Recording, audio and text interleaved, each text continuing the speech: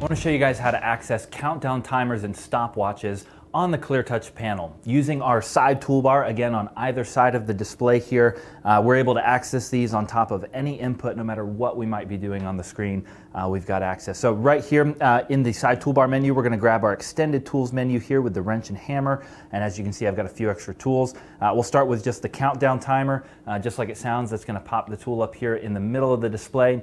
Using our finger, we can slide up and down on the minutes and seconds, as well as hours here. So for example, we could simply put 5 minutes on the clock there. We also have the ability to decide if we want it to alert us when it's over. We can have set up the ring as well, but simply hit start, and that's going to go ahead and start counting down. Now we can manipulate this a couple more ways. I can also drag this around with my finger or one of the styluses there. We can move it to wherever we need to on the display.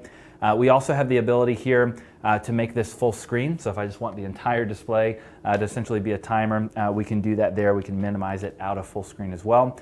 But also what you'll notice, if I start working with the display here, I just simply touch the screen, maybe open up something that we're working on, Google Slides or something here, you'll notice what happened is the timer actually collapses down into the middle of the screen, and if I simply select it again, that's going to bring that right back up into the middle. Of course, we have our pause and reset button there, so we can control our timer. If we reset, it's going to go right back to the screen where we can choose the time again on there. So again, to access that, super easy. On the side toolbar, you've got that extended tools menu, and then you have the ability to grab your countdown timer. You do also have the stopwatch there as well. This is going to function very, very similar. Obviously, we're just counting up. We can click start there.